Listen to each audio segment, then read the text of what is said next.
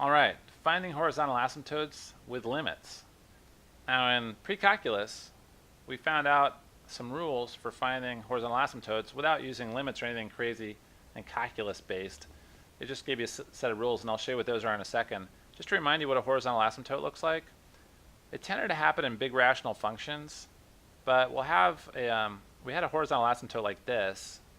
So what that means is the function is going to swoop out of the sky or swoop from underneath, but it's going to gradually approach that asymptote, right? So as x goes towards infinity,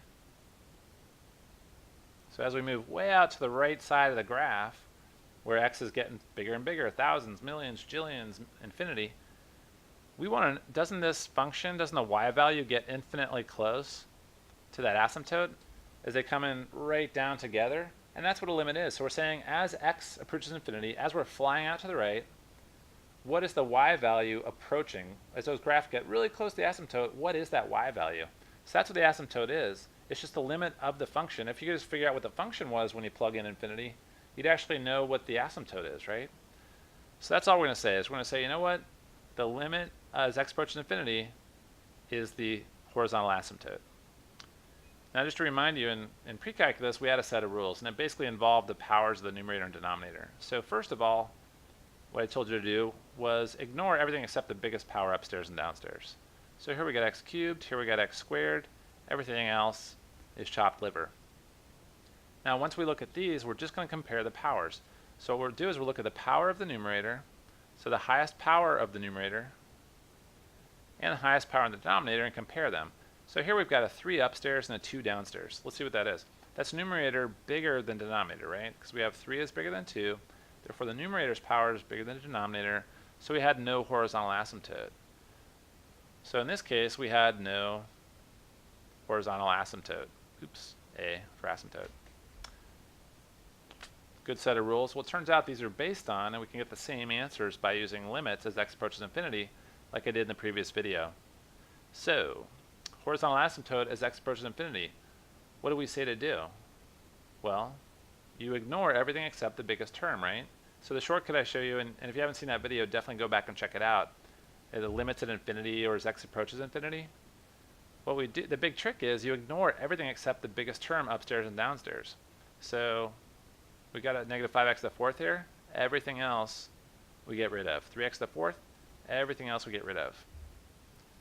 So now we're just going to take the limit, all that's left is we're going to take the limit as x approaches infinity of whatever's left, which is negative 5x to the fourth over 3x to the fourth. You can see that the x to the fourth actually cancel algebraically. So our limit is just, it's the limit of negative 5/3, which is just negative 5/3. So that's our answer, but of course usually you'd want the equation of the horizontal asymptote, so that's going to be y equals that number, is the equation of a horizontal line. Horizontal lines, the equation is always just y equals a constant. If it was y equals something with x in it, it wouldn't be a horizontal line anymore. It would be like mx plus b or whatever. Alright, same story for this next one. Now you may recognize this problem as one we worked in the x approaches infinity video, but it turns out there's a shortcut, which is instead of, x cubed minus 8 is a difference of cubes, so we could factor it. And I'd encourage you to do that, and then you might even get it. It's going to turn out that when you factor the difference of cubes, you'll actually end up with this upstairs as well, so the denominator will cancel the upstairs and all that. But the easier way to do this problem is just, since we're doing the limit as x approaches infinity, because we want to know the horizontal asymptote, we're just going to get rid of this, get rid of everything except the biggest term upstairs and downstairs, which leaves us with the limit as x approaches infinity of the big term upstairs, which is x cubed, and downstairs it's x squared. Algebraically, these cancel. Get rid of 3, get rid of that, so we just end up with x. So what is the limit of x as x approaches infinity? Well, it's infinity, right? So no horizontal asymptote. Yeah. Keep doing n's instead of a's. Alright, so no horizontal asymptote for this one.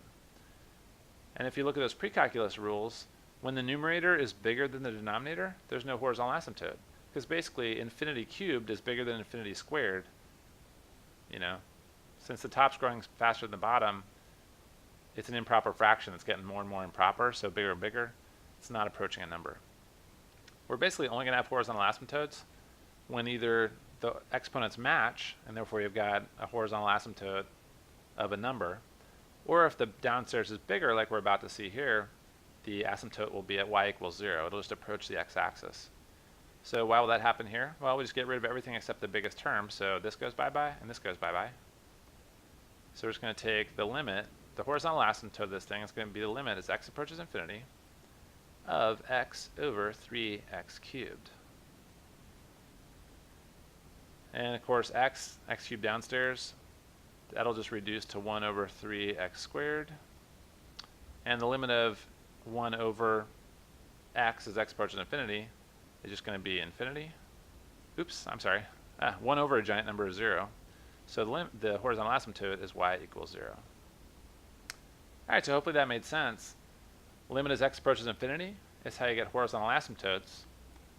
And just to remind you, that previous video, when x is approaching infinity, you can pretty much ignore every term in the thing except for the biggest one upstairs and the biggest one downstairs. Just get rid of all the rest of that polynomial.